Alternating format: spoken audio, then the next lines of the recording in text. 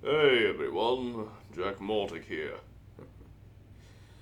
Well, today I just thought I'd, you know, take a moment to talk about. Oh, and in advance, please excuse me. I did just get out of the shower, so, and I am a little sick today, so please bear with me. Anyway, so I want to talk to you about the Persona anime you've probably never heard of. I'm sure if you know anything about know much about the Persona series, you know that there are like five different games with a bunch of different spin-offs. There's Persona 1, Persona 2, two of them. Like there's Innocent Sin and Eternal Punishment. There is Persona 3, which like has a really good remake. Like what basically like some people have called it the greatest remake in gaming history, which is, that's a great review. I'm really approve of that. Um, you've got Persona 4, Persona 5, and the upcoming Persona 6. So all those are great. But there is one Persona cast, well, actually two. There's a manga too that I don't know much about, admittedly, but I do know a lot about the show Persona Trinity Soul, which is on these two DVDs. Yeah. Yeah. So all of these it's 26 episodes worth of following a cast of characters. Let me just get my notes here. Yes, I got a script today because I'm gonna be here a bit. It follows the cast of characters, mainly three brothers and their sister. Well, they're sort of kind of sister. Well, sort of kind of dead, but not quite really. It's just watch the show for yourself and you'll find it out for yourself. Ryo, Shin, Jun, and Yuki Kanzato. It's a family of like three brothers and a sister. So yeah. There are also other characters in the show, such as Takuro, Megumi Morimoto, a detective named Ito, another one named, I think, Kanzaki. I think that was his name.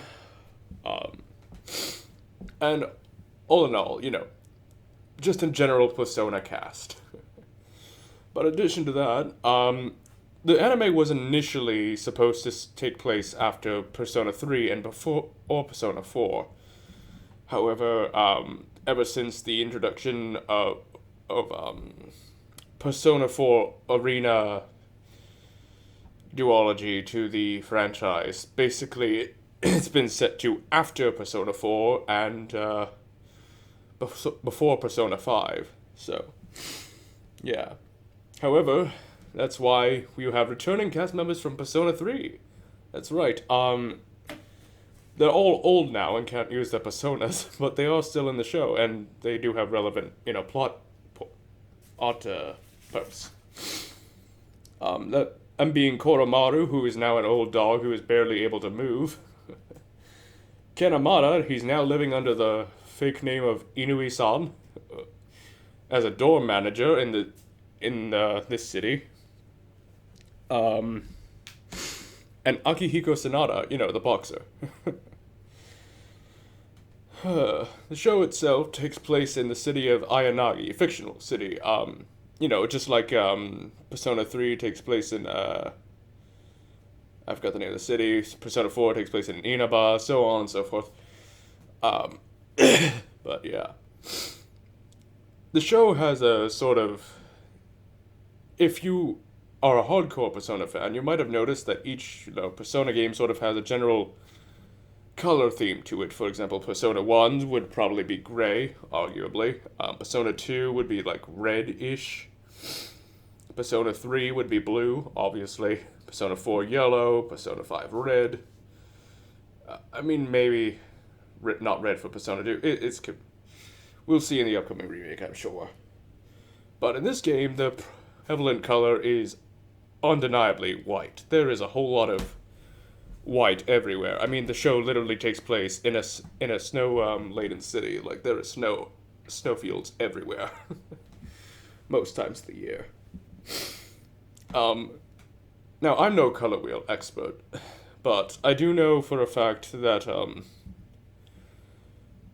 you know, from my experience, the color white is best associated with the color of hope, purity, innocence, imagination. It's also, you know, very much associated with mystery and the unknown. And that's exactly all words that really describe this show. Also, I would use it to sometimes describe grief and loss, the absence of something, really. Those are all colors I would use. Those are all words I would use that white describes or symbolizes. So it's kind of a mystery show, and there's a whole lot of weirdness going on. In addition, there's no like you know how Persona 3 cast members had like the evoker gun. Persona 4 had the cards. Persona 5 had the masks to call their personas. However, in this anime, they go back to the roots of the series with Persona 1 and 2. By which I mean they just don't even really have to say persona. The personas just come out. Speaking of personas, Igor himself is in a scene. And the personas themselves are translucent. This is because, well, of a plot point that is revealed as you'll watch the show. So no spoilers. But, basically something bad has happened to the Sea of Unconsciousness, or the Sea of Psyche as it's referred to here.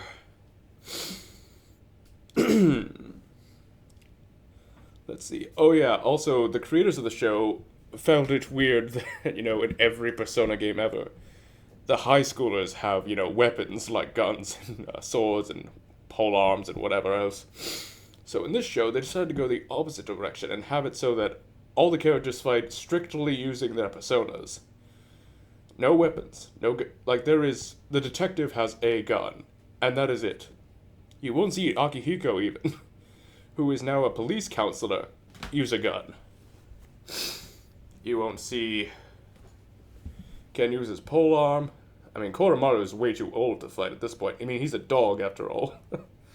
Like, he's getting on it. He's in retirement age right now. Anyway. Let's see. And, yeah, if you really want to watch the show for yourself, I highly recommend it. Really great show. It's a lot more realistic when it comes to, you know, character archetypes and whatnot. As, like, than other anime-related things. But then again, that's Persona for you, so. If you want to find these, I recommend searching on websites like eBay or Amazon for these. They cost a, you know, small fortune in my context, but they do exist. eBay in particular is where I found this when I was doing my research for the Shining series. Particularly the Shining reboot. Really good show, by the way. This one's called Bread of Happiness, Shining Hearts.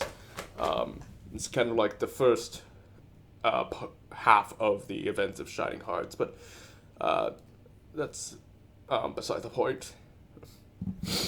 Anyway, I hope you enjoyed. Go watch Persona Trinity Soul.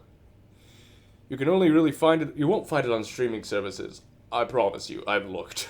It's a really obscure show.